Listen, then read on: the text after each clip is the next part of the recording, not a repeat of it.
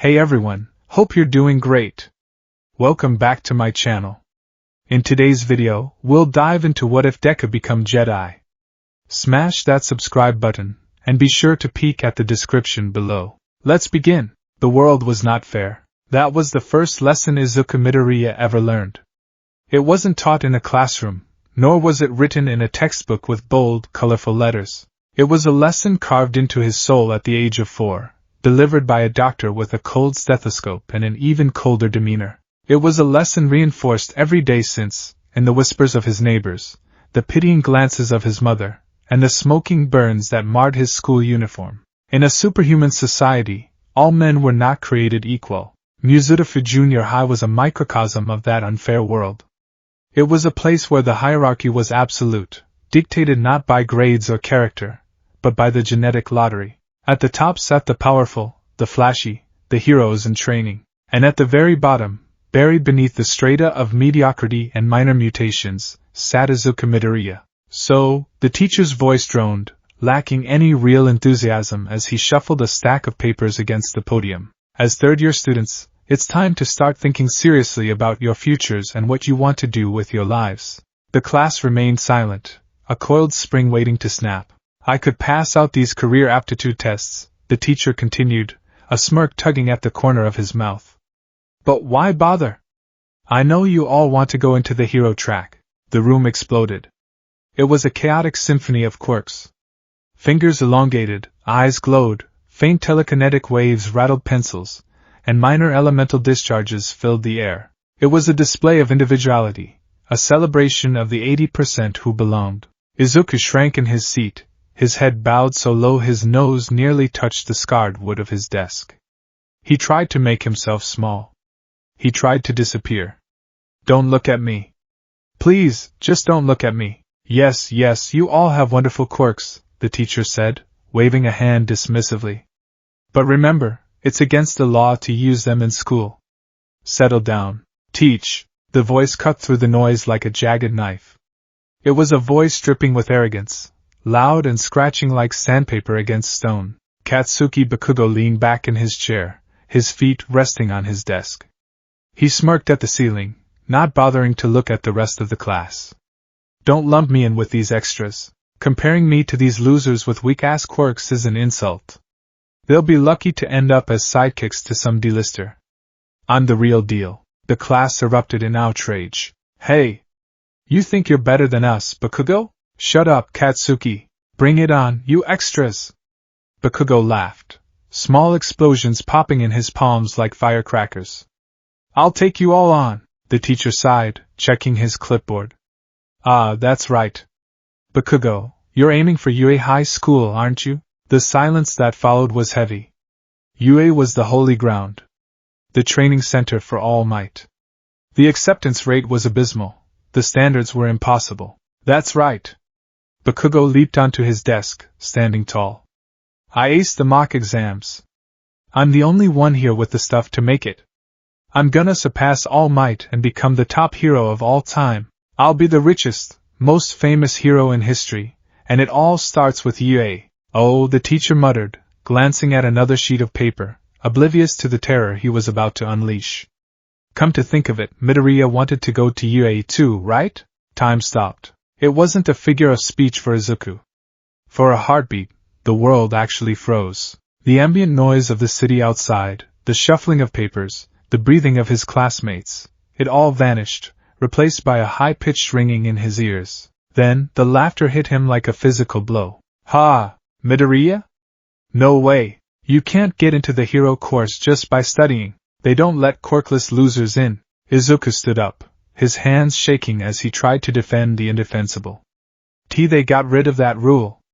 There's no precedent, sure, but it's not technically impossible. Boom. Bakugo moved faster than thought. One moment he was on his desk. The next, he was in front of Izuku. A palm slammed onto Izuku's desk, the explosion blasting Izuku backward. He tumbled out of his chair, hitting the floor hard, the smell of burnt wood and ozone filling his nostrils. Deku! Bakugo loomed over him, smoke rising from his hands. His eyes were wide, manic. You're worse than these rejects. You're quirkless. You're nothing. You think you can rub shoulders with me? No. Kaken, wait. Izuku scrambled backward on his hands and feet, his back hitting the rear wall of the classroom. I'm not trying to compete with you. I swear. It's been my dream since I was little. And well, I won't know unless I try. Try? Bakugo roared. Try what? The entrance exam? You're gonna take the exam just to die? What can you do? You're defenseless. You're a liability. The class watched, snickering. The teacher shuffled his papers, ignoring the assault. This was the natural order. The strong ate the weak. The rest of the day was a blur of gray misery. Izuku moved through the halls like a ghost, avoiding eye contact, flinching at loud noises. When the final bell rang, he packed his bag with agonizing slowness, checking his phone. Incident in Tatooine Station this morning. Empty Lady made her debut. I need to get home and write down her specs in Hero Analysis number 13. It was his only coping mechanism. Analysis. If he couldn't have power, he would understand it. He would know everything about everyone.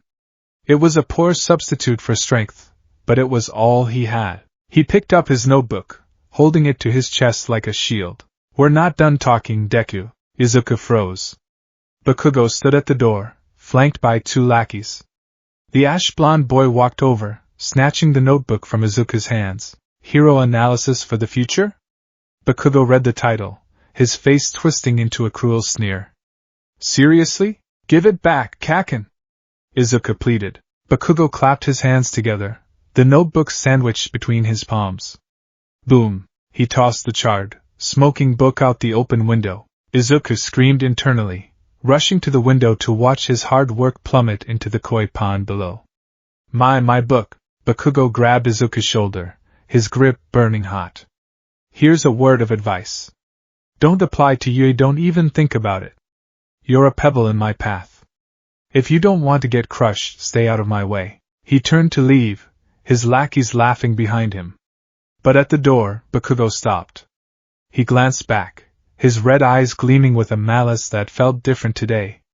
Darker. You know, Bakugo said nonchalantly, if you want to be a hero that badly, there might be another way. Izuku looked up, hope fighting with fear. Believe that you'll be born with a quirk in your next life, Bakugo smiled, and take a swan dive off the roof of the building. The world went silent again. Izuku stood there, trembling. Rage flared in his chest, a hot, unfamiliar sensation. He wanted to scream. He wanted to tackle Bakugo. He wanted to fight, but he didn't. He couldn't. He was quirkless. He was nothing. The walk home was a trudge through purgatory. Izuku retrieved his notebook from the koi pond. The fish were nibbling at the burned edges. Stupid fish, he muttered, shaking the water off. It's not food. He walked through the winding streets of Muzurifu, his head full of dark static. Swan dive. Swan dive. Swan dive. Idiot, Izuku whispered to himself, clutching the damp notebook. If I really jumped, you'd be charged with instigating suicide. Think before you speak, Kaken. He tried to laugh, but it came out as a dry, hacking sob. He took the shortcut under the overpass. It was darker here, the shadows stretching long and thin. The sound of the city was muffled, replaced by the dripping of sewage water and the hum of distant traffic. Is he right? Izuku thought. Does it ever get better? Mom tries, but I see her crying when she thinks I'm asleep. The world doesn't want me. I'm an evolutionary cul-de-sac. A mistake. A gurgling sound echoed behind him. Izuku turned. From the manhole cover, a disgusting, viscous sludge was oozing out. It rose up, forming eyes and a mouth filled with jagged, yellow teeth. A medium-sized invisibility cloak. The sludge hissed. Izuku couldn't move. Fear, primal and absolute, locked his joints. Don't worry, the villain said, lunging forward. I'm just going to take over your body. It'll only hurt for about 45 seconds. Then it'll all be over. The sludge hit him. It forced its way into his nose, his mouth. It tasted like oil and rot. Izuku clawed at the fluid, his fingers slipping uselessly. He couldn't breathe. His lungs burned. I'm dying, he realized. This is it. I'm going to die in a sewer tunnel, killed by a villain I can't even name. No one will know. No one will care. His vision began to blur. Black spots danced in his eyes. He thought of his mother. I'm sorry, Mom. Clang. The manhole cover flew into the air. Have no fear. A voice. A booming, heroic voice that vibrated in Izuku's very bones. For I am here. A blur of blue and yellow. A gust of wind so powerful it felt like a hurricane compressed into a tunnel. Texas.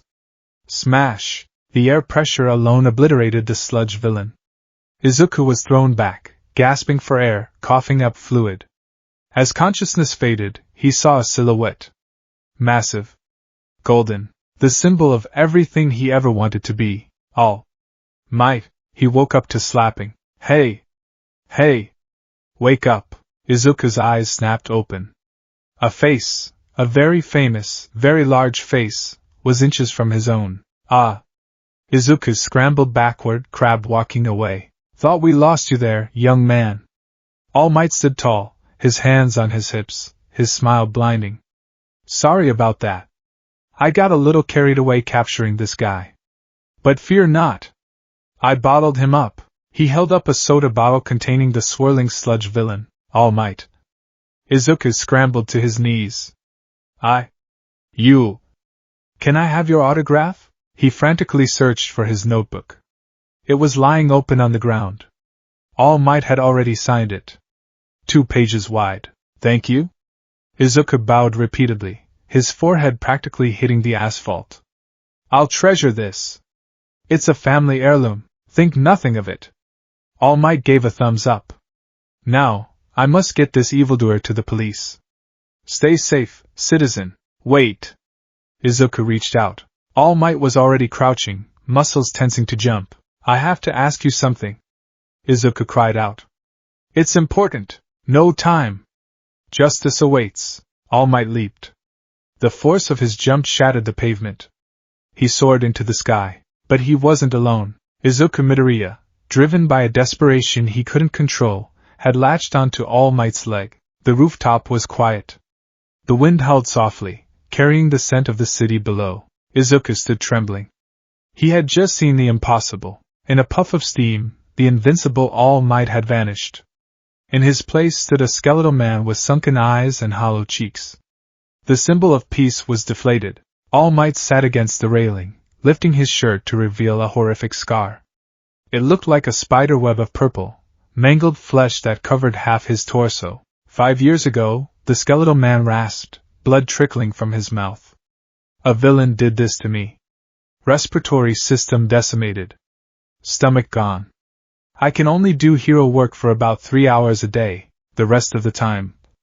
I look like this. Izuku was horrified. 5 years ago? Was that Toxic Chainsaw? You know your stuff, All Might chuckled darkly. But no. That punk couldn't scratch me. This was something else. Someone else. He stood up, looking out over the city. The symbol of peace cannot be daunted by evil. I smiled to show the pressure of heroes and to trick the fear inside of me. But the truth is, this job is high stakes. It's dangerous. He turned his hollow eyes to Izuku. Pro-heroes are always risking their lives. Some villains just can't be beaten without powers. Izuku clenched his fists at his sides. This was it. The question. All Might, he whispered. I have no quirk. I'm normal. Can someone without a quirk be a hero like you? The silence stretched. It felt like it lasted a century. All Might looked down. He didn't look angry. He didn't look mocking.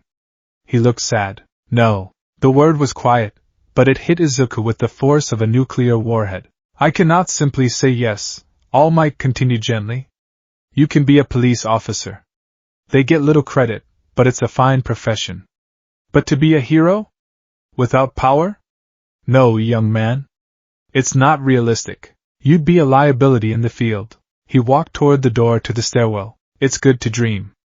But you have to ensure your dreams are attainable. The door clicked shut. Izuku was alone on the roof. He didn't remember walking down the stairs. He didn't remember leaving the building. He just walked. The sun began to set, casting long, bloody shadows across the city. The orange light reflected off the glass skyscrapers, making the whole world look like it was on fire. Not realistic. Liability. Swan dive. The words swirled in his mind, mixing together into a toxic slurry. His hero, the man who smiled in the face of death, had confirmed what Bakugo said. What the doctor said? What everyone said? He was broken. He found himself walking toward the coast. He didn't want to go home. He couldn't face his mother. He couldn't look at the All Might posters plastering his bedroom walls. They would just look like mockery now. He ended up at the Takoba Municipal Beach Park, or as the locals called it, the dump. The beach had once been beautiful, with white sands and blue waters. Now currents washed up debris from all over the bay, and illegal dumpers used it as a free landfill. Mountains of tires, rusted cars, broken appliances, and rot towered over the sand. It was a graveyard of things people didn't want anymore. Just like me, Izuku thought, stepping onto the sand. He walked past a rusted refrigerator. He climbed over a pile of bald tires. The smell was pungent, salt, rust, and decay. The sky opened up.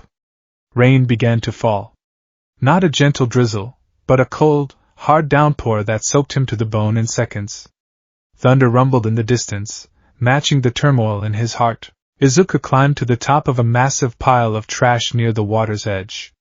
He looked out at the dark, churning ocean. "Eh!" he screamed.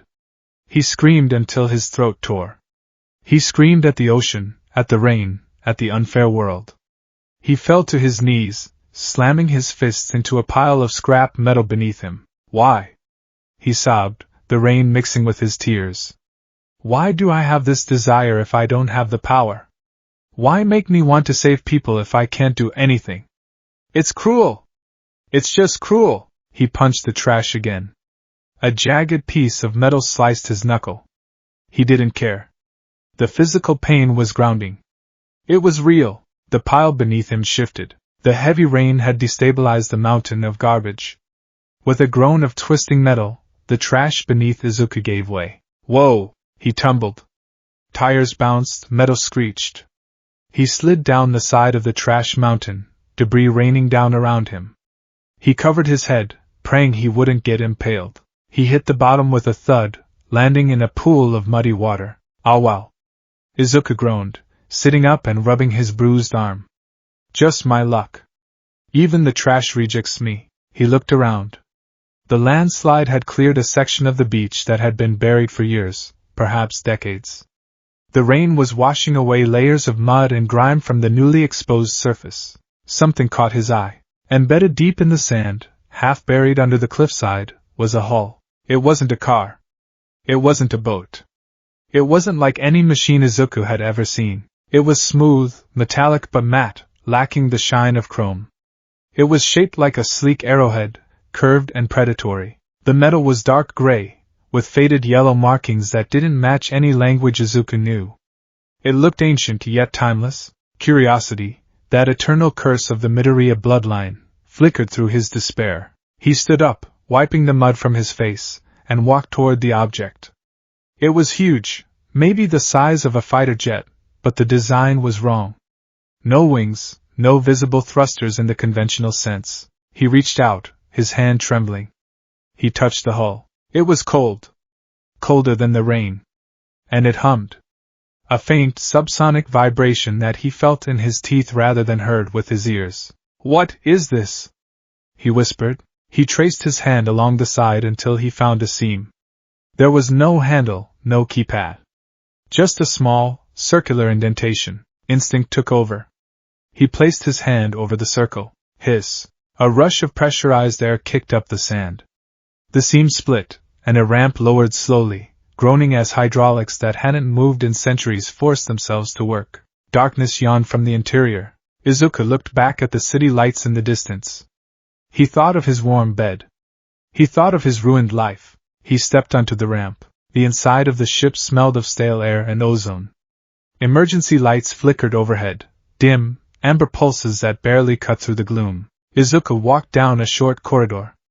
The walls were lined with panels and wires, some stripped, some intact. It looked like the ship had crashed hard. There were scorch marks on the ceiling. He entered what looked like the cockpit, Or maybe a living area. It was circular. A single chair sat in the center, facing a console that was dark and dead, but in the corner, amidst a pile of scattered components and strange, cylinder-like tools, something was glowing. It was a small pyramid. No, a tetrahedron.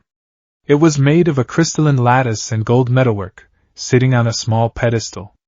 It pulsed with a soft, blue light. Izuku approached it. It was beautiful. It felt heavy. Not physically, but spiritually. Looking at it made the headache behind his eyes fade. It made the cold of the rain vanish. A holocron? The word popped into his head. He didn't know where it came from. He had never heard the word before, but he knew that's what this was. He reached out. Careful, a voice whispered in his mind. Or was it the wind outside? He grabbed the object. The moment his skin touched the crystal, the room exploded in light. Izuku yelped and dropped it, but the object didn't fall. It floated. It spun in the air, the corners expanding, the geometry shifting. A beam of blue light shot upward from the apex of the pyramid, fanning out to form a life-sized image. Izuku gasped, backing away until he hit the pilot's chair. The hologram was a man. But he looked old. Ancient. He wore robes of textured cloth, layered and practical. A cylinder, like the ones on the floor, hung from his belt. He had a beard, gray and neatly trimmed, and his eyes, though made of blue light, seemed to pierce right through Izuku's soul. The figure bowed slightly. Greetings, the hologram spoke. The voice was slightly distorted by static, but the tone was calm, resonant, and kind. I am Master Solus. If you are viewing this recording, then the systems of my vessel have finally failed, and the containment protocols have been breached. The hologram paused, as if listening to a ghost. Or, Master Solus continued, looking directly at Izuku, someone with the potential has awakened the gatekeeper. Izuku looked around. And me? I didn't mean to break in. I just found the ship and... The recording didn't respond to his words. It was a pre-recorded message, yet it felt interactive. This vessel, the Ebonhawk II, was damaged in skirmish above this planet's atmosphere 3,000 years ago. My hyperdrive failed. I crashed in this desolate wasteland. 3,000 years? Izuku's mind raced. That's impossible. Before the advent of quirks. Before modern history. I was a keeper of the archives, Solus said. A Jedi master of the Old Republic. My mission was to seek out Force sensitives in the unknown regions. But I fear my time has ended here. The hologram flickered. Whoever you are who stands before me. I sense your turmoil. The holocron reacts to the Force. You would not be able to activate it if you were not sensitive. Sensitive? Izuku whispered. You mean a quirk? But I'm quirkless. The doctor said. You are confused. The hologram seemed to anticipate the question. You wonder what power you hold. In my time, we called it the Force. It is an energy field created by all living things. It surrounds us and penetrates us. It binds the galaxy together. Solus raised a hand. On the floor, a small metal bolt rattled. Then, slowly, shakily, it lifted into the air. Izuku's jaw dropped. Telekinesis? No, Inko, his mother, could pull small objects. This felt different. The air in the room felt thick. It is not a mutation of the blood, Solus explained. It is a connection of the spirit. For millennia, the Jedi were the guardians of peace and justice in the galaxy. We wielded the Force to protect the weak, to uphold the light. The hologram stepped closer, but the order fell. Darkness rose. I fled to preserve what knowledge I could. The blue eyes bore into Izuku. Boy. I can sense your fear. It is thick, choking you. You feel powerless. You feel alone. Tears welled in Izuku's eyes. Yes, he choked out. I am alone. I can't be a hero. I'm nothing. You are not nothing, Solus said firmly. The Force is strong with you. It has been dormant on this world for ages, waiting for a vessel. You have awakened it. But power without discipline is the path to the dark side. Fear leads to anger. Anger leads to hate. Hate leads to suffering. Izuku thought of Bakugo. He thought of the resentment bubbling in his own chest. The desire to see Bakugo hurt, just for a moment. He shuddered. I don't want to hate, Izuku whispered. I just want to save people. Then you must learn, Solus said. You must unlearn what you have learned. You are not defined by your biology, but by your will. By your connection to the life around you. The hologram gestured to the messy ship around them. I cannot train you in flesh. I am long one with the Force. But this holocron contains the teachings of my order. The forms of combat. The philosophy of peace. The construction of the lightsaber. Solus paused. It will be hard. You will be alone in this path. There is no order to support you here. No counsel to guide you. You will be the first of a new lineage. The image began to fade. The choice is yours. Leave this place, forget you saw this, and live a normal life. Or accept the burden. Train. Learn. Become a Jedi. The light vanished. The holocron dropped into Izuku's hand. It was warm now. The room was dark again, save for the amber emergency lights. Izuku stood there, the rain drumming on the hull above him. A Jedi. It wasn't a hero. It wasn't a pro. It was something older. Something mythical. He looked at his hand. He closed his eyes. It binds the galaxy together. He focused. Not on his muscles, not on his brain, but on the space around him. He felt something. A hum. A presence. He felt the rats scurrying in the trash outside. He felt the dying plants struggling in the toxic soil. He felt the vast, terrifying ocean. And he felt the holocron. All Might said I couldn't be a hero, Izuku whispered to the empty room. He clenched his fist around the device. He was right. I can't be a hero. He opened his eyes. In the darkness, green irises seemed to glow with a faint, inner luminescence. I'll be a guardian. He clipped the holocron to his belt. He looked at the mess of the ship. This would be his base. This beach, his training ground. He picked up one of the metal cylinders from the floor. It was heavy, cold steel. He didn't know how to turn it on yet. He didn't know how to fight, but for the first time in his life, the crushing weight of the word quirkless felt a little lighter. Izuku Midoriya stepped out of the ship and back into the storm. The rain lashed at his face, but he didn't flinch. He looked at the mountain of trash that covered the beach, 10 months' worth of work to clear, at least. He smiled. A small, determined smile. 10 months until the UA entrance exam, he muttered. He reached out his hand toward a discarded soda can lying in the mud. He concentrated. He visualized the connection. Move. The can wobbled. Then, it tipped over. It was a tiny, pathetic movement. Bakugo could destroy a building. All Might could change the weather. Izuku had tipped over a soda can, but to Izuku, it was everything. He bowed to the invisible master in the ship. I won't let you down, Master Solus. The Force had returned to Earth. And it had chosen the unlikeliest vessel of all. The dawn broke over Takoba Municipal Beach Park, painting the mountains of garbage in hues of sickly orange and rust brown. The seagulls cried overhead, circling the waste in search of breakfast, their shrieks competing with the rhythmic crashing of the waves against the shore. In the center of this wasteland, a boy sat cross-legged on the hood of a crushed 1990s sedan. Izuku Midoriya was perfectly still. His eyes were closed, his breathing shallow and controlled. His hands rested on his knees, palms facing upward, fingers curled loosely. To a casual observer, he looked like he was sleeping, or perhaps playing a game of pretend. Inside his mind, however, a storm was raging. Focus, he told himself. Clear your mind. Find the center. But the center was elusive. His mind was a chaotic whirlwind of anxieties. Did I finish the math homework? Mom is going to worry if I stay out late again. What if Kaken blows up my desk again? What if this is all a hallucination caused by inhaling toxic swamp gas from the trash? What if I fail? What if I'm crazy? Your mind is noisy, Padawan. The voice cut through his thoughts, not as a sound in his ears, but as a thought placed directly into his cerebral cortex. Izuku's eyes snapped open. I'm trying, Master Solus. It's hard. My brain doesn't have an off switch.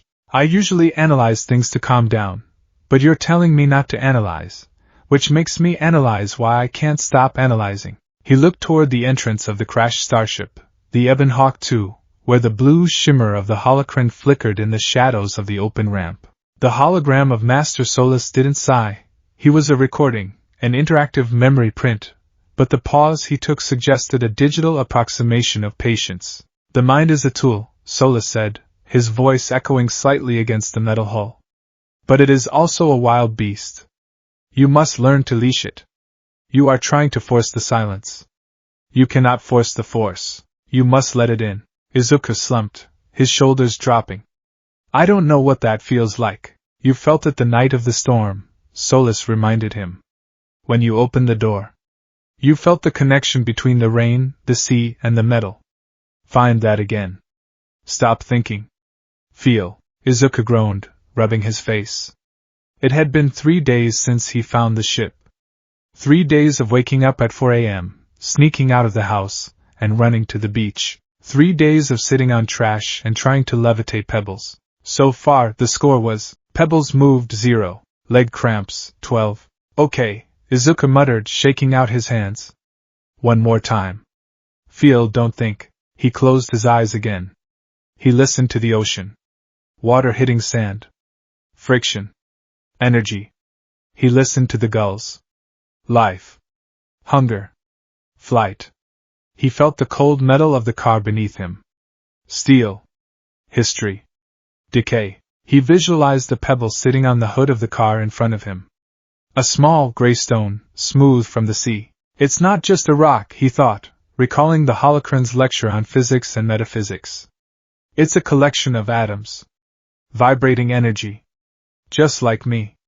There is no separation. Me and the rock are the same. He reached out with his feelings. He imagined an invisible hand, an extension of his will, wrapping around the stone. Lift. Nothing happened. Lift. Sweat beaded on his forehead. A vein throbbed in his temple. He pushed harder, gritting his teeth, holding his breath until his lungs burned. Lieft! Breathe, boy! Solus barked. Izuku gasped, inhaling sharply, his concentration shattering. It's impossible! I can't do it! You are using your physical muscles to move a non-physical object, Solus admonished. You are tense. The force flows through you like a river. You are trying to be a dam. Be the channel. Izuku fell back against the windshield, staring up at the clouds. Being a channel is exhausted. Rest, the master commanded. Then move the refrigerator. Izuku sat up, alarmed. The fridge? I can't even move a pebble. Not with the force, Solus said dryly. With your arms. You are weak, Izuku Midoriya. Your vessel cannot channel the voltage of the force if the wiring is frail. You must build the temple of the body to house the power of the spirit. Move the refrigerator to the sorting pile. Izuku looked at the rusted, double-door appliance half buried in the sand. It probably weighed 300 pounds, he sighed, tying his red shoes tighter. Right. Build the temple. Move the fridge. This was going to be a long 10 months. Month 2, the weight of the world. The routine was brutal. 4 a.m., wake up. Run 5 kilometers to the beach. 5 a.m. to 7 a.m., physical labor. Hauling trash. 7 a.m. to 8 a.m., meditation and force sensitivity training. 8:30 a.m. to 3:30 p.m., school hell. 4 p.m. to 8 p.m., more cleaning, more training, study of the Jedi archives. Izuku Midoriya was exhausted. His bones ached, his muscles screamed, and his hands were covered in blisters and cuts from jagged metal. But he was changing. He was no longer the soft, doughy boy who flinched at his own shadow. His back was straighter. His arms, though still slender, were beginning to show the definition of corded muscle. But the progress with the force was slow. Agonizingly slow. He was currently clearing Sector 4, a pile of illegal industrial dumping that included heavy tires and rusted engine blocks. Heave. Izuku gritted his teeth, his fingers digging into the rubber of a massive tractor tire. Ho! He flipped the tire, dust exploding into the air. He coughed, waving the cloud away. Good, Solus's voice came from the portable comlink Izuku had scavenged from the ship. He wore it like an earpiece. Now do it again. But this time, before you lift, sense the weight. Acknowledge it, then ask the force to share the burden. Talking to gravity isn't working, Master, Izuku panted, wiping sweat from his brow. You are cynical today. I'm tired today. Izuku sat on the tire, taking a drink of water. He pulled out a small datapad he had managed to get working. It contained texts from the old Republic archives. He began to read aloud, as he often did, to memorize the texts. There is no emotion, there is peace. There is no ignorance, there is knowledge. There is no passion, there is serenity. There is no chaos, there is harmony. There is no death, there is the Force. Izuku lowered the pad. Master Solus? Yes, Padawan? I don't think I agree with this. There was a pause on the line. Explain. Izuku chewed his lip. No emotion? That sounds wrong. I mean, heroes save people because they care. Because they're scared for them. All Might smiles to hide his fear, but he feels it. If I stop feeling, am I even human anymore? Am I just a robot like the security droids in your database? The code is an ideal, Solus replied. It warns against ruled by emotion. Fear leads to the dark side because fear makes you desperate. Anger makes you reckless. Attachments make you selfish. But Izuku argued, his voice gaining strength, my mom. I love her. That's an attachment. If a villain attacked her, I'd be angry. I'd be terrified. And that terror would make me fight harder. Isn't that a good thing? It is a path to power, Solus admitted. But it is a dangerous one. It opens the door to the Sith. They draw power from passion. They burn bright, but they burn the world around them. I don't want to be a Sith, Izuku said quickly. But I can't be a statue either.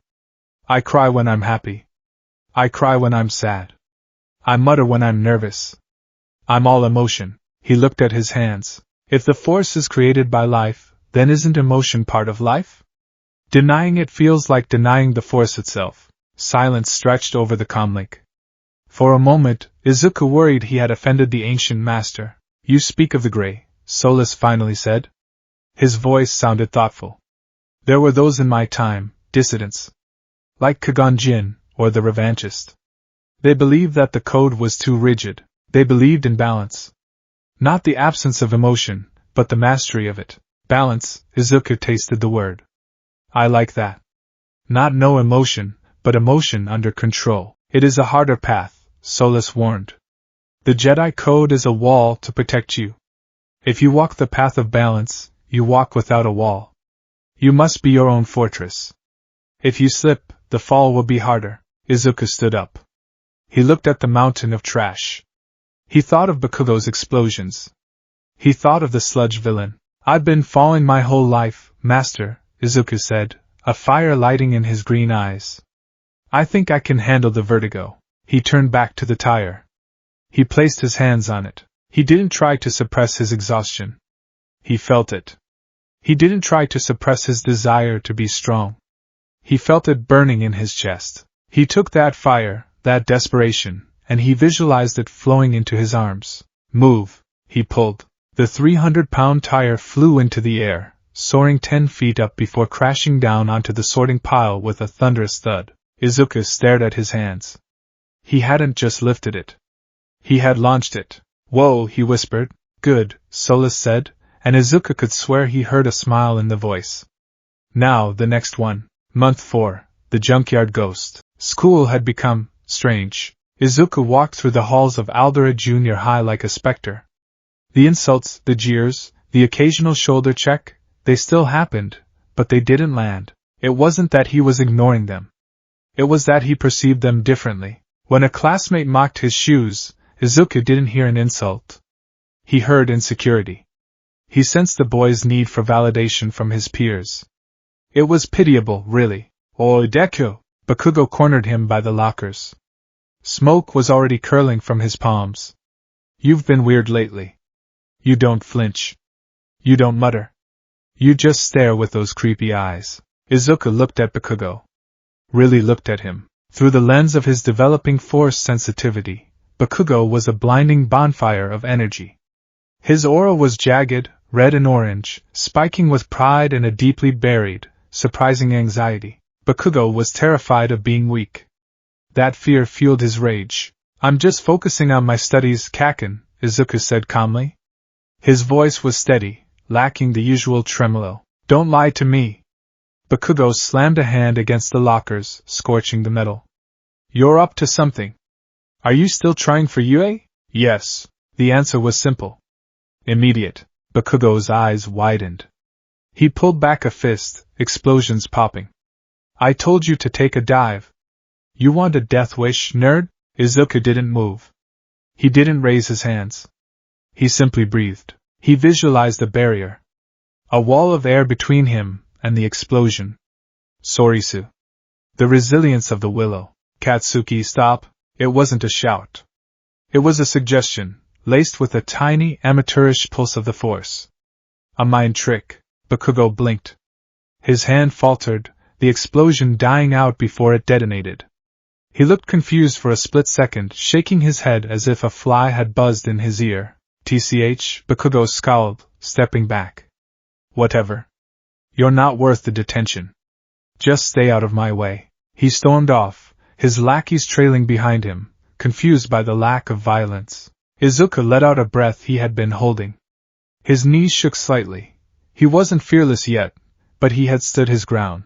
The Force can have a strong influence on the weak-minded, Solus had taught him. Though calling Kaken weak-minded might be a stretch.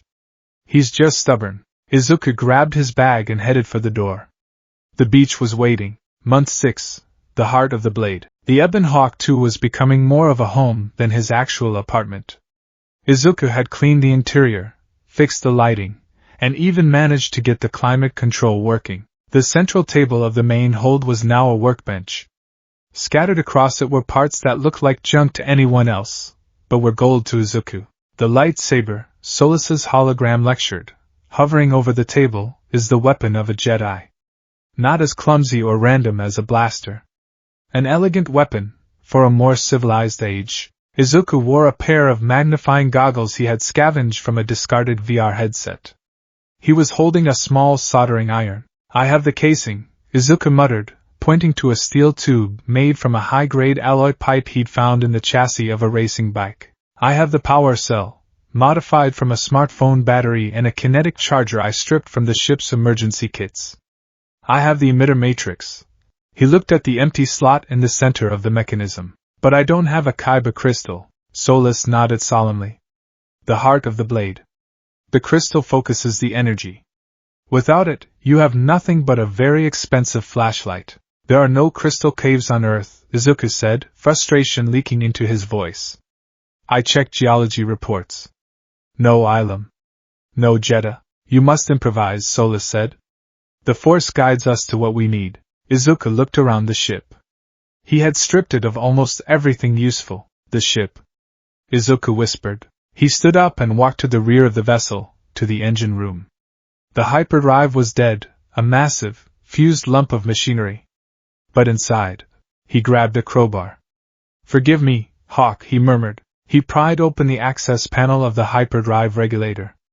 Inside, amidst the burnt wiring and melted fuses, sat a cluster of focusing crystals. They were used to channel the immense energy required for lightspeed. Most were cracked or shattered.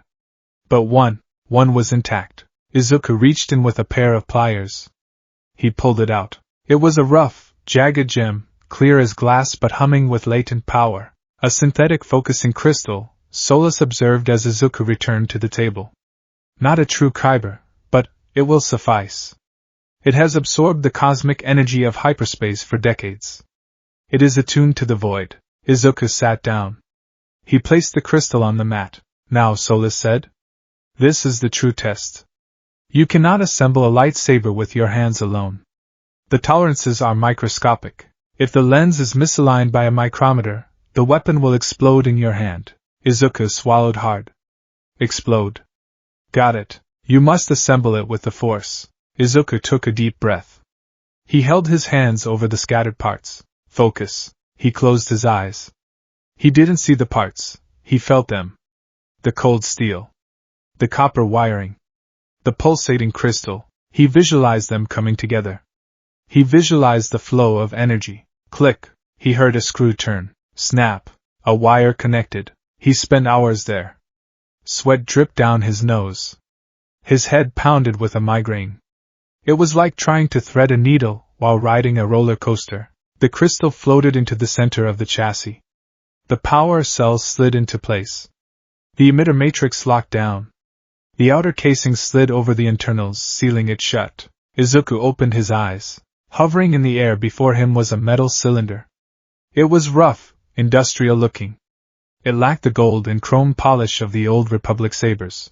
It looked like something built in a garage, scrappy, utilitarian, and tough. He grabbed it. It felt heavy. Right. Ignite it, Solus commanded. Izuku stood up. He pointed the emitter away from his face. His thumb hovered over the activation switch, a modified button from a game controller. Snap hiss. A beam of pure, coherent energy shot out. It wasn't blue like Solus's. It wasn't red like the Sith. It was a brilliant, verdant green. The hum was deep and throaty. Vrum. Izuku stared at the blade, mesmerized. The green light reflected in his wide eyes. It was the color of life. The color of his hair. The color of his name. Green, Solus noted. The color of the consular. Those who seek to understand the will of the Force. Those who fight only when they must. Izuku gave the weapon an experimental swing. The air crackled. It left a trail of green light in his vision. It's beautiful. It is a tool, Solus corrected. And it is dangerous. From this moment on, you do not train with a stick. You train with the blade. If you make a mistake, you lose a limb. Do you understand? Izuku deactivated the saber. The blade vanished with a hiss. I understand. Month 8, the dance of the Jedi. The beach was transformed. 6 months ago, you couldn't see the sand. Now, roughly 60% of the beach was clear. The trash was organized into neat, colossal cubes, stacked waiting for the municipal trucks that rarely came. In the clearing, a figure moved with impossible speed. Form 3, Sorisu. Solus barked. Izuku stood in a defensive crouch, the green lightsaber held tight to his body. 3 remote droids, small, spherical robots Izuku had repaired from the ship's armory, buzzed around him. They fired low-power stun bolts. Pew! Pew! Izuku moved. He didn't slash, he deflected. Snap his crack. His blade was a wall. He moved only as much as necessary, rotating the saber to catch the bolts. Tighten your defense. Solus critiqued. You are leaving your flank open. A Sith would gut you. Izuku pivoted, spinning the blade behind his back to catch a shot from behind. Sorisu is the eye of the storm, Izuku recited through gritted teeth. I am the stone in the river. Switch. Form 4, Ataru. The tempo changed instantly. Izuku channeled the force into his legs. He leaped. He soared 20 feet into the air, flipping over the droids. Force jump. Ataru was the opposite of Sorisu. It was aggression. It was acrobatics. It was speed. Izuku landed, spun, and slashed. The green blade was a blur. He moved like a pinball, bouncing from target to target. Slash. Roll. Jump. Kick. He finished the sequence by landing on one knee, the saber held horizontally behind him. The 3 droids dropped to the sand, sliced cleanly in half. Izuku panted, his chest heaving. Steam rose from his shoulders in the cool morning air. Sloppy, Solus said. Your footwork on the landing was unbalanced. But adequate. Izuku grinned, wiping sweat from his eyes. Adequate? I'll take it. He looked at the wreckage of the droids. I have to fix those again, don't I? Maintenance is part of the path. Izuku deactivated his saber and clipped it to his belt. He looked at the ocean. He felt stronger than he ever had in his life. But he also felt heavy. Master, he said. The exam is in 2 months. I know. Am I ready? Solus's hologram flickered. Combat is not the only test. You have mastered the basics of the forms. You have built your weapon. But the true test is the spirit. UA High School is a crucible. You will be surrounded by those with natural power. You will be an anomaly. I'm used to being an anomaly. Are you? Solus challenged. You still hide your power. You still bow your head to the blonde boy. You still fear discovery. Izuku flinched. It was true. He hadn't told anyone. Not his mom. Not Bakugo. To the world, he was still quirkless Deku, A Jedi does not seek glory, Izuku quoted. I don't need them to know what I am. I just need to show them what I can do. We shall see, Solus said. Now meditate. You are leaking anxiety into the Force again. It smells like burnt ozone. Month 10, the horizon, the final week. Takoba Municipal Beach Park was unrecognizable. The mountains of trash were gone. In their place stretched a pristine coastline of white sand and sparkling blue water. The sunrise hit the waves, turning them into liquid gold. Izuku Midoriya stood at the top of the concrete steps leading down to the beach. He wasn't wearing his school uniform. He was wearing his training gear, which would double as his exam costume. He wore a dark green, durable jumpsuit he'd bought from an army surplus store. Over it, he wore a beige tunic he had sewn himself, modeled after Solus's robes but shorter, more practical for movement. On his legs were heavy combat boots with magnetic soles, scavenge tech. On his arms were bracers made from the same alloy as his lightsaber casing, and on his belt, the silver cylinder gleamed. He took a deep breath. The air smelled of salt and victory. You have done well, Solus said. Izuku turned. He had brought the holocron out of the ship for this final moment. I didn't think I could do it, Izuku admitted. Cleaning the beach, it felt impossible. Many things seem impossible until they are done, Solus said. You have cleared the physical clutter. But have you cleared the mental clutter? Izuku looked at the horizon. I'm still scared, he admitted. I'm scared I'll fail. I'm scared I'm not enough. Fear is natural, Solus said softly. Courage is not the absence of fear, Izuku. It is action in the face of it. You are ready, Izuku smiled. It wasn't the trembling, nervous smile of the boy from 10 months ago. It was a calm, confident smile. Thank you, Master. I have one final lesson, Solus said. Izuku straightened up. What is it? The Force is not a weapon to be used to dominate. It is a gift to be shared. When you enter that exam, remember why you started this. Not to beat the blonde boy. Not to prove the doctors wrong. Izuku nodded. To save people. Go, Solus commanded. And may the Force be with you. Izuku clipped the holocron to his belt, hiding it in a pouch. He wouldn't leave it behind. He turned his back on the beach. He looked toward the city skyline, where the glass towers of UA High School gleamed in the distance. He felt the hum of the city. The millions of lives. The anxiety, the joy, the anger, the hope. It washed over him like a tide. Usually, it was overwhelming. But now, he breathed it in. He let it pass through him. He centered himself. He tapped into the Force, letting it fill his limbs with lightness, his mind with clarity. He broke into a run. He didn't run like a normal sprinter. He moved with supernatural grace, his strides long and effortless. He reached the first hurdle, a chain-link fence. He didn't climb it. He leaped. He soared 15 feet into the air, clearing the fence with feet to spare, flipping once before landing silently on the pavement on the other side. UA, he whispered. He touched the lightsaber at his hip. Here I come. The morning of the exam. The gates of UA were massive.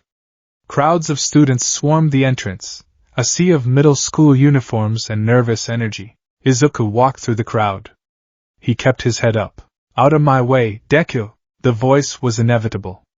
Bakugo marched up behind him, looking more murderous than usual. Don't stand in front of me, or I'll kill you. Izuku stopped. He turned slowly. In the past, he would have flinched. He would have apologized. Today, he just looked at Bakugo. He saw the red aura of rage. He saw the pride. Good luck, Kaken, Izuku said. It was sincere. There was no sarcasm. No fear. Just a genuine wish for his childhood friend to succeed. Bakugo froze. His face contorted in confusion. This wasn't the script. Deku was supposed to cower. Deku was supposed to be a pebble. Ha! Bakugo snarled. You mocking me? No, Izuku said calmly. I'm just saying good luck. He turned and walked away, melding into the crowd. Bakugo stood there, staring at Izuku's back. For the first time, he didn't chase him.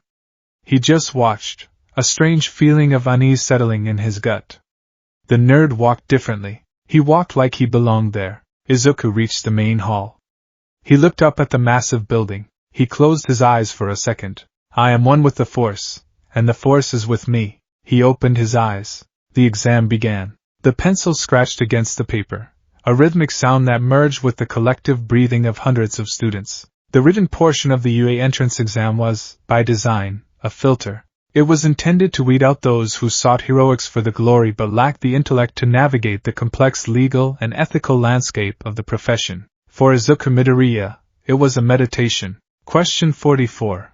In a hostage situation where a villain possesses a quirk capable of area of effect destruction, and civilian casualties are probable, what is the priority of the pro-hero? Explain your tactical approach. Izuku stared at the page. His old self, the nervous, quirkless boy who worshipped All Might, would have written a passionate essay about saving everyone with a smile, about smashing through the danger. But the Padawan who had spent 10 months listening to the teachings of Master Solus saw the question differently. There is no passion, there is serenity, he thought. He wrote, the priority is the preservation of life, not the defeat of the villain. Engagement often escalates instability. The hero must first contain the area, dampen the emotional volatility of the villain through negotiation or distraction, and sever the villain's connection to the hostages. A dead villain and dead hostages are a failure of the highest order. The victory lies in de-escalation. He moved to the next question. Question 50. Define the role of a hero in modern society. Izuku paused. He tapped the end of his pencil against his chin. He thought of the old republic. He thought of the Jedi Guardians. A hero is a shield, not a sword, he wrote. Modern society conflates celebrity with service. A true hero acts as a guardian of balance, intervening only when the peace is threatened, and doing so with the minimum amount of force required to restore order. Glory is irrelevant. Justice is paramount. He finished the test with 20 minutes to spare. He placed his pencil down, closed his eyes, and centered his breathing. Around him, other students were sweating, erasing frantically, tapping their feet in anxiety. Izuku could sense their stress and the force. It felt like static electricity, prickling against his skin. A boy 2 rows over was terrified of failing his parents. A girl in the front row was overconfident to the point of arrogance. Izuku built a mental wall. I am a stone in the river, he repeated Solus's mantra. The current flows around me. When the bell rang, he was the only one who didn't jump. Everybody say hey. Present Mick's voice was a sonic weapon. It boomed through the auditorium, rattling the seats. Hey! Izuku whispered, more out of politeness than enthusiasm. The written exam was over. Now came the true test. The practical. Izuku sat in the darkened auditorium, his eyes fixed on the screen behind the voice hero. He was wearing his modified tracksuit, dark green, reinforced with ballistic weave he'd scavenged, with the beige tunic over it. The cylinder of his lightsaber dug slightly into his hip, a comforting weight. We're gonna test your mettle by running a 10-minute mock city battle. Mike shouted, striking a pose. You can bring whatever you want with you. After this presentation, you'll head to your specified battle center, okay? Izuku looked at his exam ticket. Battle Center B. He glanced to his right. Katsuki Bakugo was staring at his own ticket, his aura radiating a focused, jagged intensity. Battle Center A. They were separated. Izuku let out a breath he didn't know he was holding. He wasn't afraid of Bakugo anymore, but avoiding a confrontation before the exam was strategic wisdom. I'll crush them all, Bakugo muttered, clutching his ticket until it wrinkled. I'll get a score that no one can beat. He glanced at Izuku sideways. Don't die, Deku. It'd be a waste of paperwork. I'll do my best, Kaken, Izuku replied evenly. Excuse me. A hand shot up in the middle of the auditorium. A tall boy with glasses and a severe haircut stood up, the spotlight catching the gleam of his lenses. I have a question. The boy announced, his voice stiff and formal. On the printout, there are 4 types of villains. If this is a misprint, then UA, the most prestigious school in Japan, should be ashamed of that foolish mistake. We examinees are here in this place because we wish to be molded into exemplary model heroes. He spun around, pointing a rigid finger directly at Izuku. In addition, you over there with the curly hair. Izuku blinked. Me? You've been sitting with your eyes closed and muttering under your breath for the entire presentation. The boy accused. It's distracting. If you're here on a pleasure trip, Then you should leave immediately. The auditorium rippled with giggles and murmurs. Yeah, that kid looks weird. Is he sleeping? Look at his clothes, is he cosplaying? Izuku felt the flush of embarrassment, but he clamped down on it. Emotion is a variable. Control it. He stood up slowly. He didn't bow apologetically. He didn't stutter. I was meditating, Izuku said, his voice carrying clearly across the quiet room. Visualizing the objective helps with focus. I apologize if my preparation disturbed yours. The boy with glasses blinked, taken aback by the calm, articulate response. He had expected a flustered denial. I see. Visualizing. Humph. He sat down stiffly. Okay. Examinee 7111, thanks for the great message. Present Mike waved his hands to regain control. The fourth villain type is 0 points. That guy is just an obstacle, so to speak. There's one in every battle center. An obstacle that will go crazy in narrow spaces. It's not impossible to defeat, but there's no reason to defeat it either. I recommend you listeners try to avoid it. Avoid it, Izuku thought. A test of flight, not fight. That's all from me. Mike concluded. Finally, I'll give you listeners a present, our school motto. The hero Napoleon Bonaparte once said, a true hero is one who overcomes life's misfortunes. Go beyond. Plus ultra. Battle Center B was a marvel of engineering. It was a full-scale urban replica, complete with paved streets, multi-story buildings, and streetlights. Izuku stood in the crowd of examinees gathered before the massive gate. The air was thick with tension. Students were stretching, checking their support gear, or psyching themselves up. Izuku adjusted his bracers. He checked the magnetic clasps on his boots. He looked around and saw the girl with the brown bob cut, the one who had almost tripped earlier. She was taking deep breaths, looking like she was about to be sick. Fear leads to suffering, Izuku thought. She needs to center herself. He took a step toward her, intending to offer a simple breathing technique he had learned from the holocron. A hand clamped onto his shoulder. That girl appears to be trying to focus, said the tall boy with glasses, Tenya Ida. What are you doing? Are you trying to distract her and sabotage her chances? Izuku looked at Ida's hand, then up to his eyes. I was going to help her, Izuku said. She's hyperventilating. That reduces oxygen to the brain and impairs decision-making. Ida frowned, adjusting his glasses. You intend to help the competition? This is an exam. A hero helps everyone, Izuku replied simply. Even the competition. Ida's grip loosened. He looked confused. Before he could respond, Izuku's gaze shifted to the gate. Also, Izuku said, his voice dropping an octave. It's starting. What? Start. Present Mick's voice screamed from the top of the observation tower. The other students froze, processing the sudden command. Izuku didn't. He had felt the surge of electricity in the gate mechanisms a split second before the siren sounded. The force had warned him. While the others were still looking up at the tower, Izuku moved. He didn't run. He blurred. Channeling the force into his legs, he kicked off the pavement. It wasn't the explosive power of One for All. It was lighter, faster. He was a leaf caught in a hurricane. Force speed. He streaked through the opening gate, leaving a cloud of dust in his wake. What are you waiting for? Mike yelled at the stunned crowd. There are no countdowns in real fights. Run! Run! Die! The die is cast. The mob surged forward, but the green-haired boy was already gone. Izuku dashed down the main avenue of the mock city. His senses were wide open. He wasn't looking with his eyes, he was scanning with his mind. Left. Mechanical vibration. Heavy. He skidded to a halt as a three-pointer, a massive, tank-treaded robot wielding a Gatling gun, burst through a storefront. Target acquired, the robot droned, its red eye locking onto him. Izuku stood his ground. He reached for his belt. The other students were catching up now, rounding the corner. Whoa! That's a huge one. Does that kid have a quirk? He's just standing there. The robot raised its gun arm. Izuku closed his fingers around the cold steel of his hilt. He pressed the activator. Snap hiss. The sound was unique.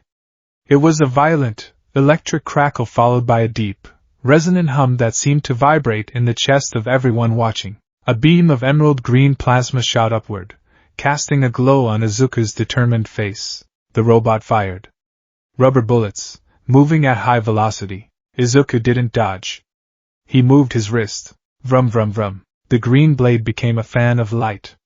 He deflected the bullets, the plasma vaporizing the rubber on contact, sending puffs of acrid smoke into the air. Form 3 Sorisu.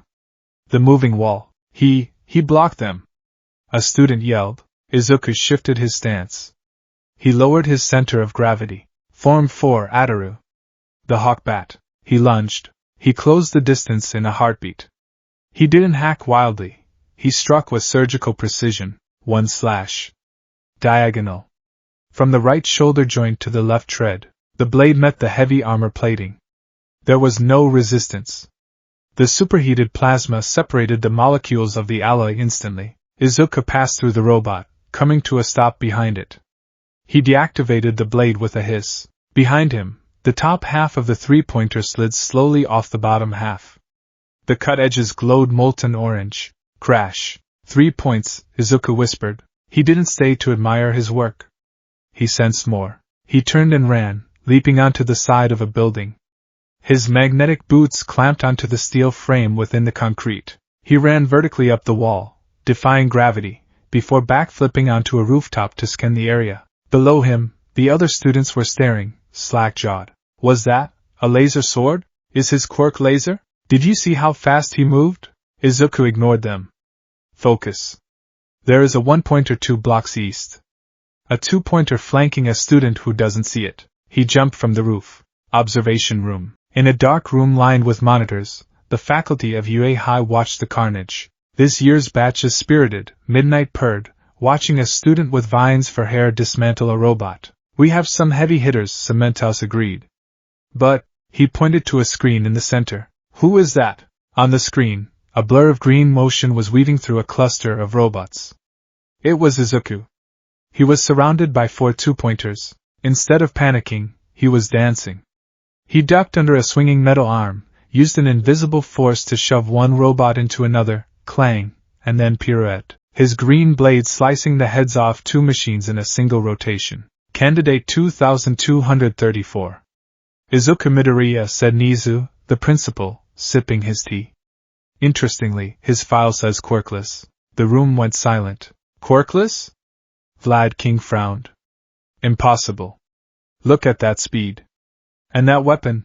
Is that support gear? It's not standard issue, Power Loader muttered, leaning closer to the screen. That energy output. I've never seen a portable battery that small capable of sustaining a plasma loop like that. He built that? A middle schooler? It's not just a weapon, Eraserhead spoke up from the back, his eyes narrowed. Look at his movements. He's not using the weapon to compensate for a lack of power. The weapon is an extension of his reflexes, and that, on screen, Izuku extended a hand.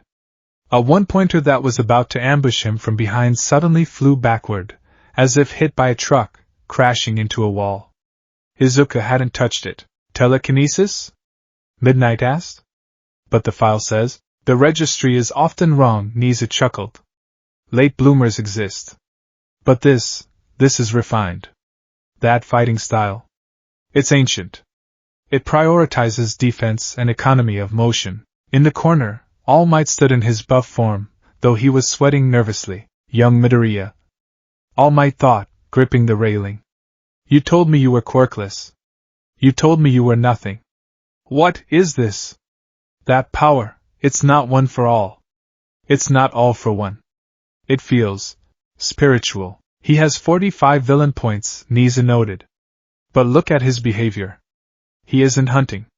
He's patrolling. On the screen, Izuku stopped to help a student who had been pinned by debris, using the invisible force to lift a heavy concrete slab effortlessly. He's gaining rescue points, All Might whispered. He's not fighting the exam.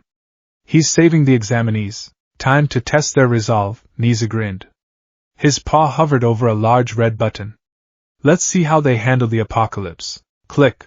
The battlefield. Izuku was tired. The force was an energy field, yes, but channeling it took a toll on the body. He had been using force speed and force push constantly for 8 minutes. His reserves were draining. His mana bar, as the gamer kids would say, was flashing red. He had 52 points.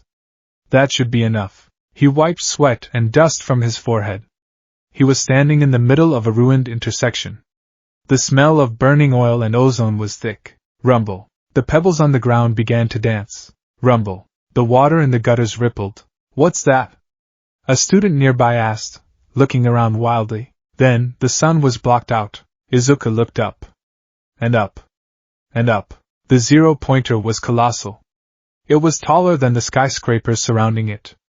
Its green chassis was thick with armor, and its massive tread wheels crushed the pavement into powder. It looked less like a robot and more like a moving mountain of death. It punched a building. The entire structure collapsed like a house of cards. Debris rained down, chunks of concrete the size of cars. Ruiyuin! The scream was collective. The examinees broke. Panic, raw and unfiltered, flooded the street. It's huge! We can't fight that! Run for your lives! The students stampeded past Izuku, shoving him aside in their terror. Izuku stood still, his robes fluttering in the wind generated by the robot's movement. He looked at the monster. An obstacle to be avoided, Mike had said. There is no reason to fight it. Izuku took a step back. His logic brain, the analyzer, agreed. Retreat is the tactical option. I have the points. Survival is priority. He turned to run. Oh wow! The sound was faint, buried under the roar of crumbling buildings and screaming students. But the force amplified it. It was a spike of pain and fear. Izuku stopped. He turned back. Through the dust cloud, he saw her. The girl with the brown bob hair. She had fallen. Her leg was trapped under a massive chunk of masonry that had fallen from the building the robot punched. She was struggling, her face contorted in pain. The 0-pointer was advancing. Its massive tread was seconds away from crushing her. The other students were gone. Even Ida, the one who talked about being an exemplary hero, was running away, though he seemed to be looking back, hesitant. There is no emotion, there is peace. No. That wasn't right. Not now. There is fear, Izuku acknowledged. There is terror. And I am going to use it. He dropped his mental shields. He let the adrenaline flood his system. He let the desire to save her, the selfish, desperate, human desire, ignite the force within him. Master Solus, Izuku whispered. Forgive me. I'm going to do something reckless. He didn't run. He launched. He channeled every scrap of force energy he had left into his legs. He compressed it, like a spring. Force jump. The ground beneath him shattered. A crater formed in the asphalt where he stood. Izuku shot into the sky like a green rocket. He soared past the first story. The second. The 10th. The wind roared in his ears, tearing at his eyes. He passed the robot's eye level. He saw the camera lens focus on him, a tiny gnat against the sun. He was high above the city now. For a moment, he hung in the air, weightless. He looked down at the robot. He needed to stop it. He couldn't punch it. His bones would shatter before the armor did. He needed to kill the brain. He sensed it. The power core. Deep inside the chest cavity, shielded by layers of titanium, Izuku drew his lightsaber. Snap hiss. He grabbed the hilt with both hands. He inverted his grip, pointing the blade downward. Gravity took hold. He began to fall. He added a force push behind him, propelling himself downward faster than terminal velocity. He became a green meteor. Hi-ya! He collided with the top of the robot's head. The green blade pierced the armor like a needle through fabric. Izuku didn't stop. His momentum carried him forward. He dragged the lightsaber through the metal. He carved a line of molten destruction down the face of the robot, through the neck, and into the chest. Sparks showered around him like fireworks. The heat was intense, stinging his eyebrows. He reached the core. He felt the hum of the massive reactor. With a scream of effort, he plunged the saber hilt deep into the reactor housing and twisted. Boom! An internal explosion rocked the giant. The red lights on its face flickered and died. The massive forward momentum of the machine halted with a grinding screech of gears. The 0-pointer began to tilt backward. Izuku was thrown from the chassis by the force of the explosion. He spun in the air, debris flying around him. He was falling. Fast. The ground was rushing up. I have no energy left, he realized. His limbs felt like lead. The jump had taken everything. He was going to die. He had saved the girl, destroyed the robot, and now he was going to be a splatter on the pavement. At least I was a hero, he thought, closing his eyes. For 1 second. Then, slap. He didn't hit the pavement. He hung in the air, inches from the ground. He opened his eyes. He was floating. Release. He dropped the last 3 inches, landing on his face. Oof. He rolled over, groaning. Standing over him was the girl with the bob cut. Her face was dirty. Her leg was bleeding, but her hands were pressed together in a triangle shape. Are you okay? She wheezed, looking like she was about to throw up. Izuku stared at her. Then he looked at the massive, smoking ruin of the 0-pointer looming over them. Yeah, Izuku whispered, a grin spreading across his tired face. I'm okay. The silence that followed was heavy. The other students began to creep back out of the alleys. They looked at the destroyed robot. They looked at the boy lying on the ground. Did he just take that thing down? With 1 hit? Who is he? Ida walked forward. He looked at the robot, then at Izuku. His glasses were crooked. He looked shaken. He jumped to save her, Ida murmured. I ran. I assessed the threat and determined it was unbeatable. But he didn't hesitate. Ida clenched his fists. I judged him for his muttering. I judged him for his clothes. But he understood the essence of the test better than I did. Okay, good work, good work. An old woman hobbled through the crowd, using a syringe as a cane. It was Recovery Girl. Oh dear, she said, looking at Izuku. You overdid it, Sonny. Your energy levels are critically low. It's like you haven't eaten in a week. Just tired, Izuku mumbled. He tried to stand, but his legs were jelly. Recovery Girl handed him some gummies. Eat these. And you, dearie, she turned to the girl. Let's look at that leg. Izuku chewed the gummies slowly. The sugar hit his system, clearing the fog slightly. He looked at his hand. He had done it. He had used the force to protect life. He felt a vibration at his hip. The holocron in his pouch was warm. Well done, Padawan, Solas's voice echoed in his mind. 1 week later, Izuku sat at the dinner table in his small apartment. A fish dinner was getting cold in front of him. Inko Midoriya was pacing the room, wringing her hands. Izuku, are you sure you don't want more rice? You look pale. Did you faint again? Oh, my poor heart can't take this stress. I'm fine, Mom, Izuku said, staring at the envelope on the table. It had the Yui wax seal. He had been staring at it for an hour. Just open it, Inko squeaked. Or I'll open it. No, I can't. What if it's bad news? Izuku took a breath. There is no emotion, there is peace. He ripped the envelope open. A small metal disc slid out and clattered onto the table. A hollow disc? Izuku frowned. Click. A projection beam shot out. I am here. All Might's face filled the room. Inko screamed and fainted onto the sofa. All Might? Izuku jumped back. Young Midoriya. The hologram bellowed. I am projecting this message to inform you that I have accepted a teaching position at UA High. You're teaching? Izuku gasped. But more importantly, All Might's expression shifted. He leaned closer to the camera. We need to talk about the exam. The scene changed. It showed clips of the written test. You passed the written exam with flying colors. A score of 98%. Your tactical analysis was unconventional, bordering on pacifistic, but highly effective. The scene changed again. It showed the battle. It showed Izuku slicing the robots. It showed the green blade, and the practical. You accumulated 52 villain points. A respectable score. You pass on that alone. Izuku slumped in relief. I passed. But... All Might shouted. That is not the whole story. The video shifted to the 0-pointer. It showed the girl, Ochako Uraraka, stuck.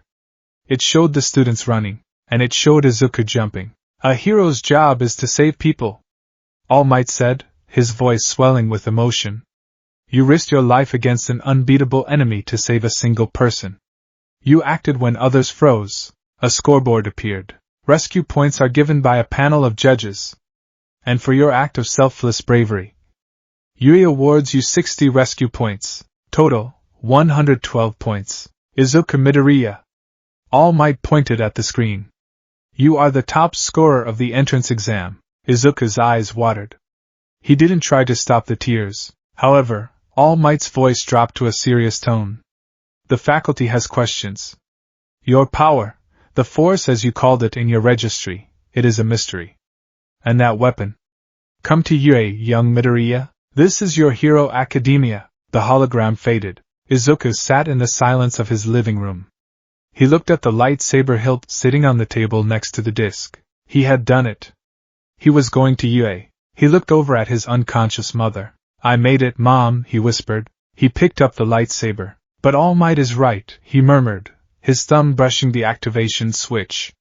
The questions are just beginning. He stood up and bowed to the empty room. I am ready. The uniform of Yui High School was stiff. That was the first thing Izuku Midoriya noticed as he adjusted the gray blazer in the mirror of his small bedroom. The fabric was high quality, far superior to the scratchy wool of his middle school gakurin, but it felt alien.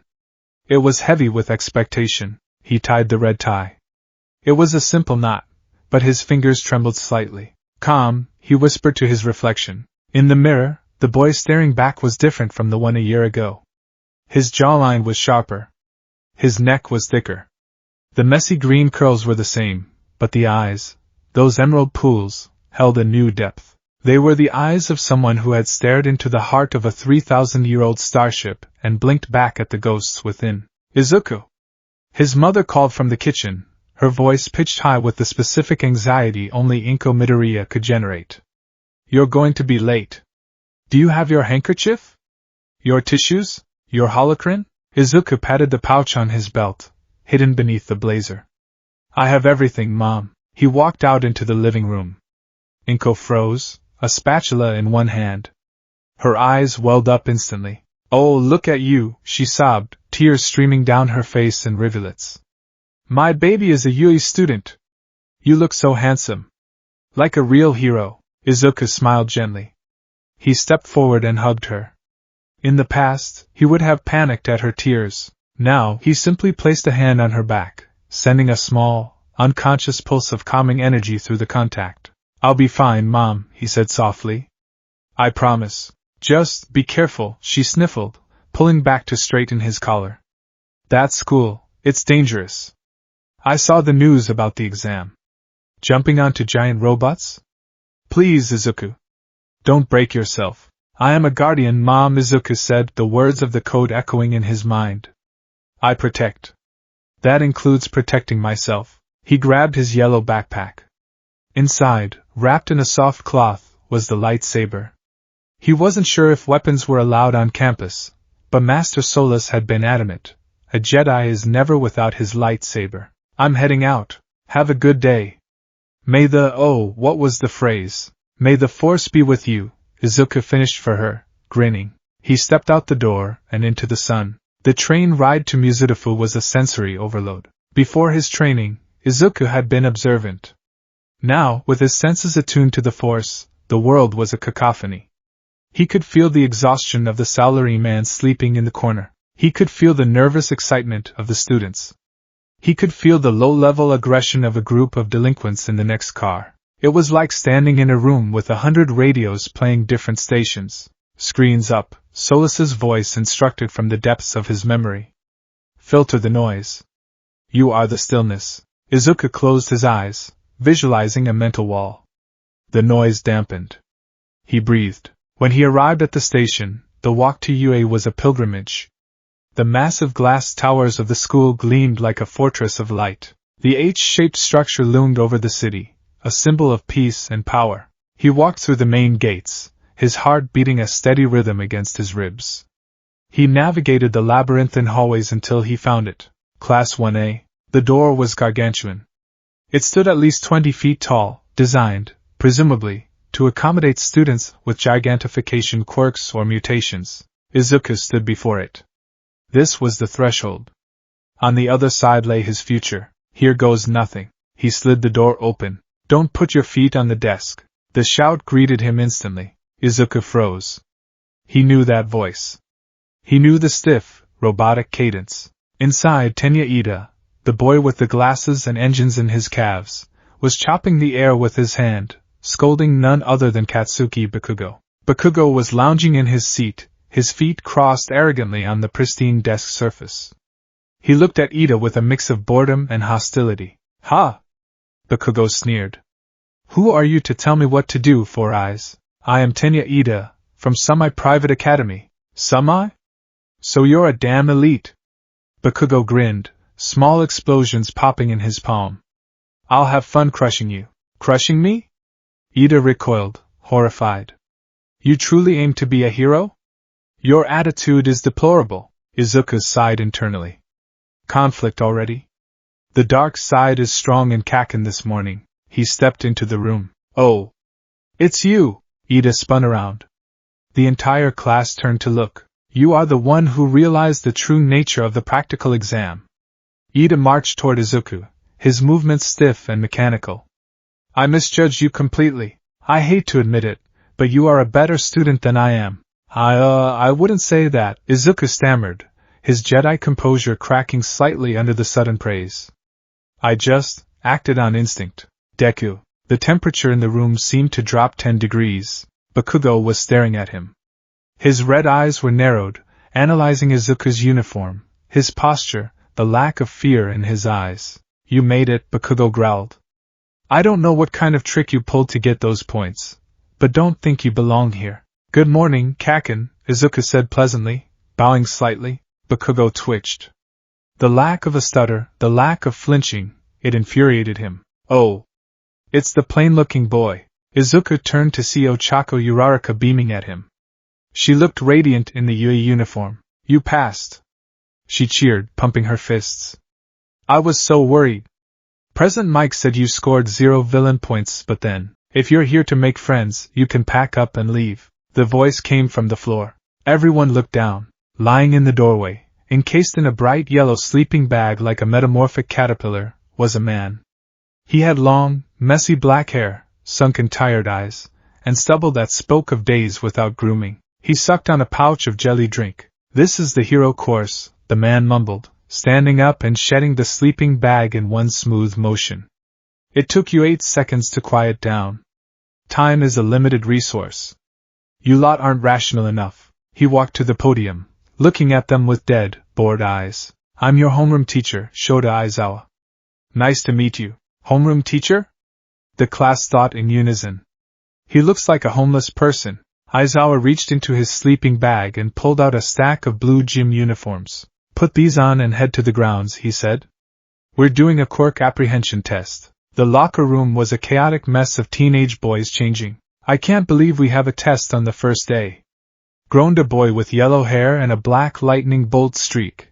Genki Kaminari. I wanted to check out the cafeteria. It is to be expected of UA. Ida declared, buttoning his gym shirt with precision. They waste no time in honing our abilities. Izuku quietly removed his blazer. He folded it neatly. He began to unbutton his white shirt. Whoa, dude. Kirishima, a redhead with spiky hair, stopped mid-change.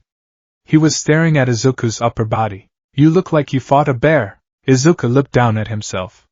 His torso was a map of his 10 months of training. There were scrapes from metal shards, bruises from tumbling down trash piles, and a few faint burn marks from early attempts at lightsaber construction. But beneath the scars, the muscle was dense and defined, lean, like a swimmer or a gymnast. Just training, Izuku murmured, pulling the blue gym shirt over his head.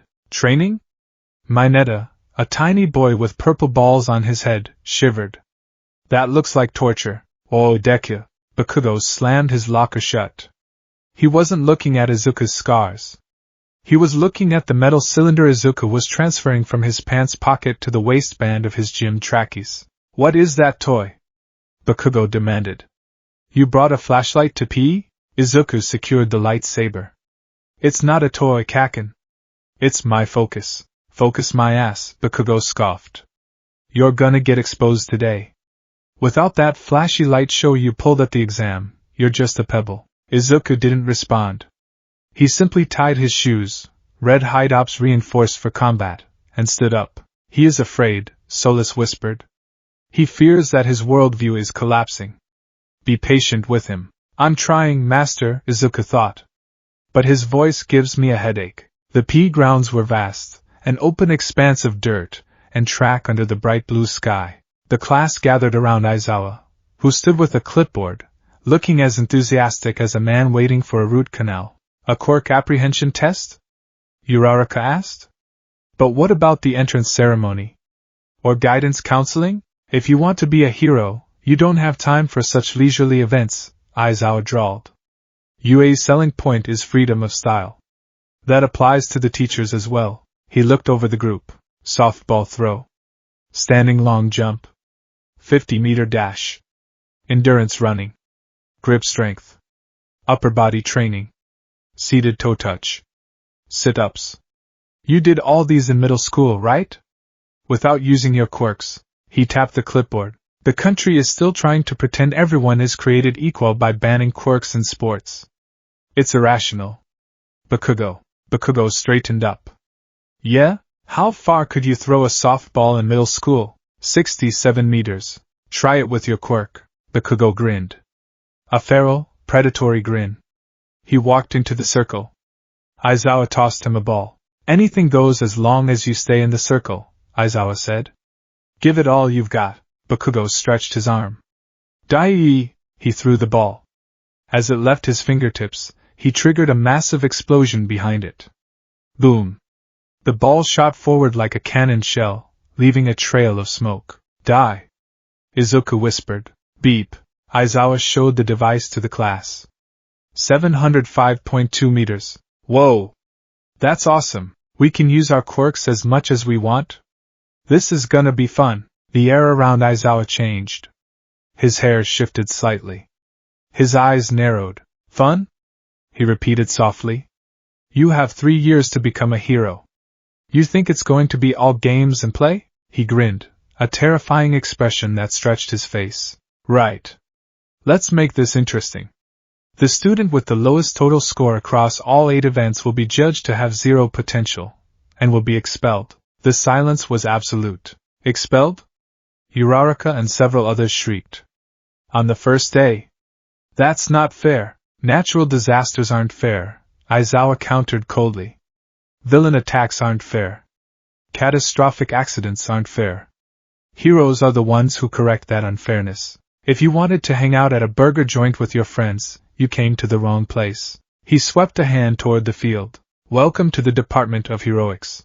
Izuku swallowed hard. Expulsion. If he was expelled, the training, the ebon hawk. Solus. It would all be for nothing. He would have failed the force. Fear is the mind killer, he recited internally. Do not panic. Analyze. Execute. Let the games begin, Aizawa said. Test 1, 50-meter dash. Izuku stood at the starting line. Next to him was Tenya Ida. I will not go easy on you, Midoriya. Ida revved his engines. Exhaust pipes on his calves blew out blue flames. Red Eat. The machine droned. Izuku closed his eyes. He felt the ground beneath his feet. He visualized the energy in his muscles. Form 4 Ataru. The aggression of the hawkbat. He didn't need the saber for this. He needed speed. Start. Burst. Ida shot forward, his engines roaring. He was a blur of blue, but Izuku was a phantom. He channeled the force into his legs, lightening his body mass while increasing his propulsion.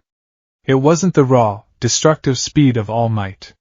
It was wind walking. They crossed the line almost simultaneously. 3.04 seconds. The robot announced for Ida. 3.08 seconds. For Izuku. Ida skidded to a halt, adjusting his glasses. Incredible! You kept up with my recipro burst without a mechanical propulsion quirk. Is your quirk a physical enhancement type? Something like that, Izuku panted, wiping sweat. Force speed drained stamina quickly. Aizawa watched from the sidelines, marking his clipboard. Fast. Efficient movement. No wasted energy. Test 2, grip strength. Izuku held the dynamometer. Next to him, a tall boy with multiple arms, Shoji, squeezed his device. Beep. 540 kilograms. Whoa! You're a monster! Izuku looked at his own device. He couldn't use telekinesis on the internals. That would be cheating the spirit of the test. He had to use force body, reinforcing his tendons and muscles with energy to prevent tearing while pushing them beyond natural limits. He inhaled. He visualized his hand turning to iron. Squeeze. The metal groaned. Beep. 180 kilograms. It wasn't monster level like Shoji, but it was 3 times the average human limit. Not bad, Ciro, the tape elbow guy commented. You're stronger than you look, Midoriya. Test 3, standing long jump. This was easy. Izuku stood at the line. He didn't bend his knees deeply. He simply tapped into the force. Jump, he soared. It wasn't a jump, it was flight, suspended for a beautiful, gravity-defying moment. He cleared the sandbox entirely, landing softly on the grass beyond. Cleared the sandbox, the robot beeped. Bakugo watched, his teeth grinding. He's flying, he's damn flying. Test 4, repeated sidesteps. This was harder. Sustained usage of force speed required concentration. Izuku moved back and forth, a green blur. Left. Right. Left. Right. Mineta, using his sticky balls to bounce, beat him here. Izuku finished with a respectable score, but his head was starting to throb. The mana bar was depleting. Test 5, the ball throw. The sun was beginning to dip, casting long shadows across the field. Uraraka stepped up. She touched the ball with her fingertips. Infinity! She chirped. She threw it. Or rather, she gently tossed it. It floated. And floated. And floated. It disappeared into the stratosphere. Beep. Infinity. Infinity? The class screamed. That's insane! Kaminari yelled. How do we beat that? Aizawa looked bored. Midoriya. You're up. Izuku stepped into the circle. The mood shifted. Bakugo was watching like a hawk. Ida was adjusting his glasses. Uraraka was cheering. And Aizawa. Aizawa was staring. Izuku picked up the ball. It felt light. Okay, Izuku thought. I can do this. I did it at the beach. Just a simple telekinetic push. Vector amplification. He took a breath. He wound up his arm. He visualized the force gathering behind the ball, like a compressed spring. Go! He threw the ball. It left his hand, and fell into the dirt. 46 meters. Huh! Izuku blinked. He stared at his hand. He had pushed. He had summoned the force. But nothing happened. It was like the connection had been severed. The line was dead. I erased your quirk. Izuku turned. Aizawa stood there. His scarf was floating around him, defying gravity. His hair was standing on end. And his eyes, they were glowing red. That entrance exam was definitely not rational, Aizawa said, walking closer. Even with that high rescue score, a kid like you, relying on a flashy energy sword and telekinesis, you're a liability. He stopped a few feet from Izuku. I saw the footage. You exhausted yourself after the 0-pointer. You couldn't even walk. If you use your power, you become a burden. Who saves the hero when he runs out of juice? You erased it? Izuku asked, confused. My quirk is erasure, Aizawa said. I can nullify the quirk of anyone I look at. He glared at Izuku. From what I can tell, your quirk is some kind of emitter type. Energy projection and manipulation. But it relies on focus, doesn't it? And when I look at you... Aizawa paused. He frowned. Wait. Aizawa's eyes were still red. His hair was still up. But he was looking at Izuku with a sudden, dawning confusion. I'm using it right now, Aizawa muttered. I'm erasing your quirk factor. Izuku looked at his hands. He flexed his fingers. He closed his eyes. He felt the wind. He felt the heat of the sun. He felt the gravel under his boots. He felt the force. It was there. Singing. Unbroken. Sensei, Izuku said politely. I think there's a misunderstanding. What? Aizawa snapped, blinking. His hair fell down. The redness faded. I erased it. Why didn't you feel the drain? Because, Izuku said, turning back to the field. He picked up the ball again. I don't have a quirk. The class went silent. Ha! Bakugo shouted. Don't lie, Deku. I am quirkless, Izuku stated calmly. Medically. Genetically. I have the extra toe joint. I was diagnosed at 4. Aizawa narrowed his eyes. Then what was that laser sword? What was that speed? Explain. It's not a mutation, Izuku said, looking Aizawa in the eye. It's not something my body produces. It's an energy field. It exists everywhere. In you. In me. In the grass. In the air. He held up the ball. You can't erase it, Sensei. Because it's not mine to begin with. I just listened to it. Aizawa stared at him. Logic dictated the boy was lying. But erasure didn't fail. It never failed, unless the target was a mutant type. But Izuku looked normal. If he was producing energy, erasure should stop it. If erasure didn't work, then the boy was telling the truth. It wasn't a quirk. It's not a quirk. Aizawa muttered. What the hell is this kid? Can I try again? Izuku asked. Aizawa stepped back. His curiosity piqued for the first time in years. Go ahead. But you only get one more shot. If you fail, you're gone. Izuku nodded. He stepped back into the circle. He tried to erase the force. Solace chuckled in Izuku's mind. Amusing. He might as well try to erase gravity. Izuku ignored the ghost. He needed to focus. He placed the ball in his right hand. He didn't wind up this time. He held the ball out in front of him, palm open. He closed his eyes. I am the channel. He drew energy from the environment. From the heat of the ground. From the tension in the air. He gathered it into his palm. The air around him began to distort.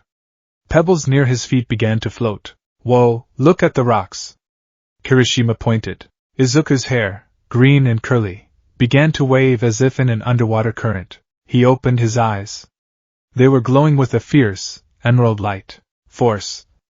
Push. He thrust his hand forward. He didn't even throw the ball physically. He struck the air behind it. Boom! A shockwave erupted from the circle. A cone of displaced air blasted down the field, kicking up a massive cloud of dust. The ball vanished, breaking the sound barrier with a sharp crack. It soared. It kept going. It sailed over the fence. It sailed over the trees. The class watched, mouths agape, as the ball became a twinkle in the sky. Aizawa looked at his device. The numbers climbed. And climbed. Beep. He turned the screen to the class. 705.3 meters. He beat Bakugo. Cyril whispered. By 0.1 meters. Izuku stood in the circle, panting slightly. He turned to Aizawa. His hand was trembling, not from pain, but from the rush of power. I can still move, Sensei, Izuku said, echoing his words from the entrance exam, but with a new meaning. I'm not a liability. Aizawa looked at the score. Then he looked at Izuku. A creepy, wide grin spread across his face.